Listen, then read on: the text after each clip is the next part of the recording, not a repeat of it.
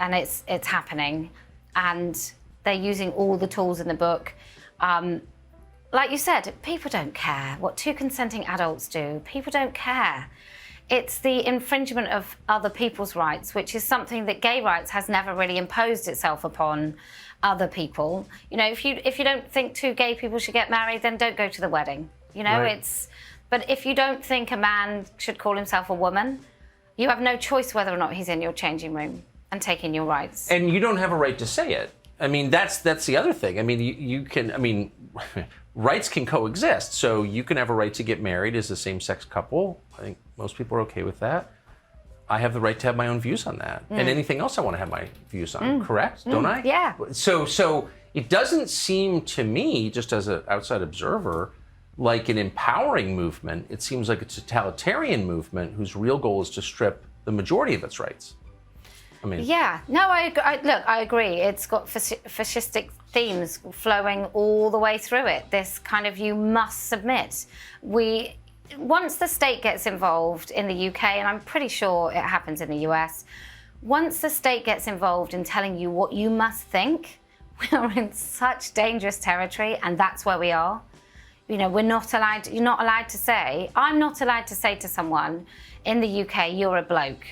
Like, if a man comes into my changing room and takes off his clothes, I am more likely to be criminalized than he is if I say you're a bloke, you're a man. And that's a criminal offense in the UK? Yeah.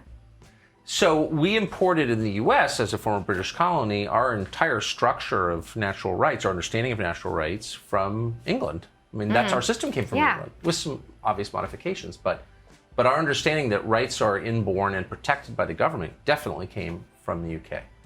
So we imagine it's a free country. When did it become an authoritarian country?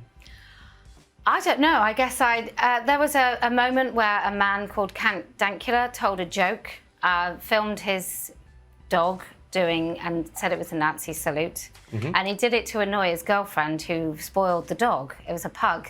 Yeah. And he got criminalized for that joke. Because his dog was a Nazi? I mean, I don't even know if it's a great joke, but if you want to annoy your girlfriend who spoils a pug, right, then make the pug do something so... If it had been lesser, I don't know if it would have been such a good joke, but it had to be the most preposterously terrible thing that he didn't think, right? But he got criminalized. He was punished for that? Yeah. For telling a joke about his dog? He was punished in a court in Scotland. He was fined £800 and has a criminal record for that joke. What about all the normal I mean, I assume there's still some normal people in the UK. I mean, did anyone say anything? No, a lot of people went along with it. Oh, it's such a terrible joke. I'm like, yeah, but it's not a crime. There are plenty of terrible jokes. It can't be a crime. You can't have that as a convicted. How were you on the left exactly? Well, you know, it was a rapid departure once I realised what was happening. I had no idea.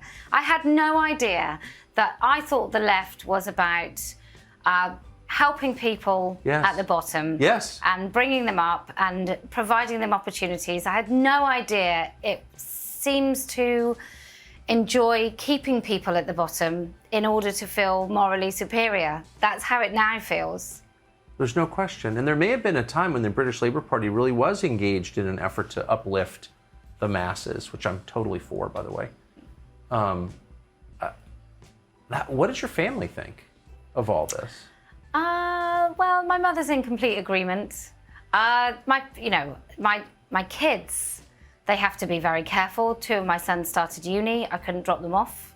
I can't be associated with them. They can't be seen with me because it could ruin their uni life. University. Yeah, sorry, university life. I'm just trying to translate the colloquialisms. Really? Yeah. Because you're considered such a far out person. So if you know this issue, then it's likely you know who I am. So it doesn't, like, I don't walk around the streets and people are like, oh, there's that hateful bigot. But if you know this issue, you know who I am, and I couldn't risk their university lives by having any association with me. I'm sorry. Do you think you can continue to live in a country like that? Well, I keep saying to my husband, what about Florida? What about... What does he say? Well, he'd be up for it, I think. It's really hard going to live in a country where I have to go and say to my kids' school, no, you can't bring that lobby group in. No, you're not going to do it. It's not going to happen. If you bring a lobby group in, then we're going to have to write to the international parents, some of which are in China, and ask them if they're happy with what you're going to force feed my kids.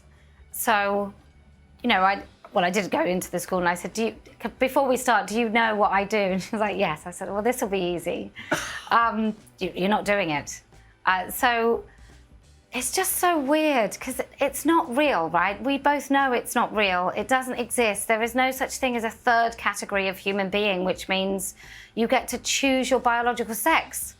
And kids are not trans. There is no such thing as a trans kid, like there's no such thing as a vegan cat, right? It's not true.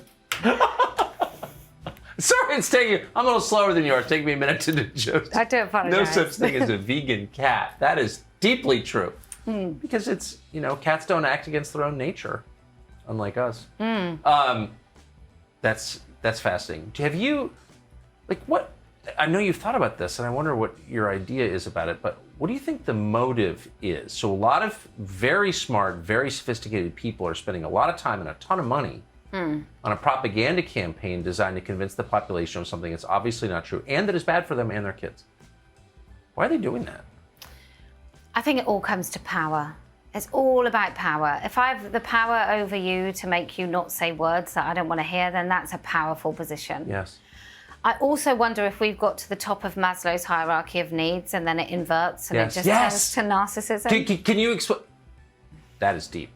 Can you just unpack that a little bit for people who aren't familiar with what you're talking about? So Maslow's hierarchy of needs is all about what a human needs to thrive. So it might start with shelter, food, love, etc. And then you get to the top.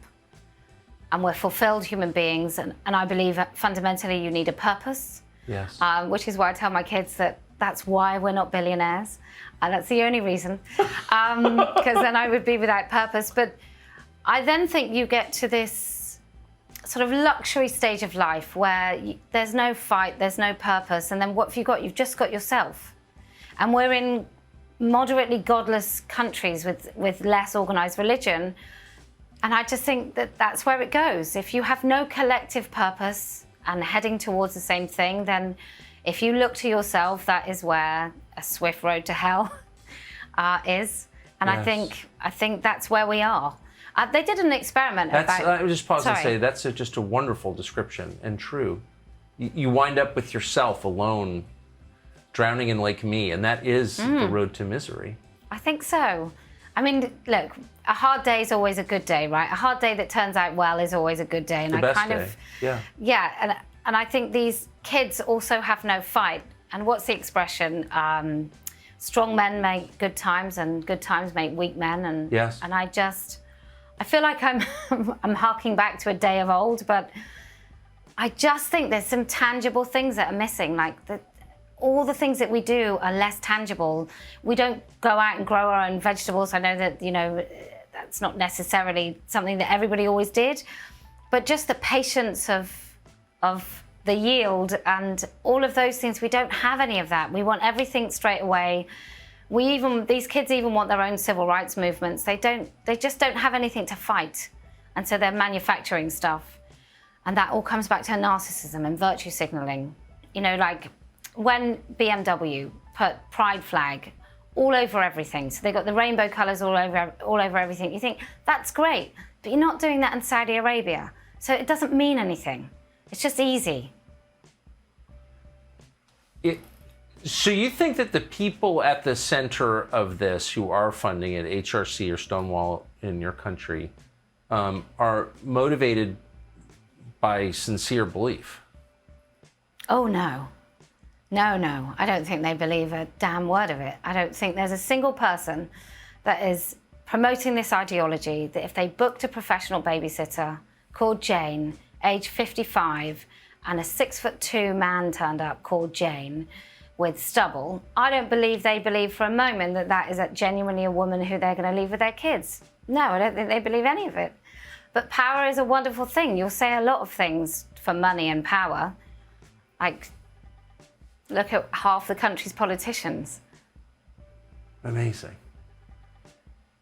When parents go in, or when you have gone into schools and said, you know, no mas, we're not doing this. I'm just telling you, you can't do this, which is such a wonderful. I'm so thrilled to hear that you did that. Like, what kind of response do you get? Well, we're British, so it's often a little bit rustly and embarrassed. Rustly? I've never heard that. It's all like, you know, they're just embarrassed. People are embarrassed because we don't do direct very well, but that's why I belong in the States. Yes. I feel I do direct because I'm just not having it. Why bother having a conversation that lasts 25 minutes when I just need to tell you that it's not happening and it's no? So I try to have those conversations. You have 3 boys? Is that where you learned that, raising 3 boys? Yeah, well, I've kind of always been this obnoxious, I suspect. I'm pretty clear on what my boundaries are. I think they've kept me quite safe. I think a lot of girls don't know what their boundaries are. And I also really believe in instinct. Yes. So if it doesn't feel right, it ain't right. A mouse doesn't think they might feel a cat and just hang around until they get pounced on. They leave, right? They trust their instincts. So I really do. I think it's a gift to understand what you should be afraid of. I couldn't agree more. I live by that. I always have. Trust your own instinct. Women are better at that than men are. Men overthink things. We've got more to fear, I think. Yeah. That's why. But I was talking to one of your team, and I was saying that I was in a toilet outside of Heathrow, coming back from holiday, and I'm in the loo, and a man comes into the women's toilets, and I swear every woman's had this experience when you're in a female-only space and you hear a man's voice, and you just stop breathing. Now you don't stop breathing voluntarily. You just do it so you can hear exactly what's going on, where he is, what he's doing, and until the moment that door shuts and you hear the walk away, you are not breathing audibly. You are quiet. You are really, really still. Now, I'm not a man, never been a man. It may surprise you to know. But I've never been a man, so I don't think men experience that. But women do when we hear male voices. Men do not experience that. And so that's a gift. But yeah, I'm just not having it.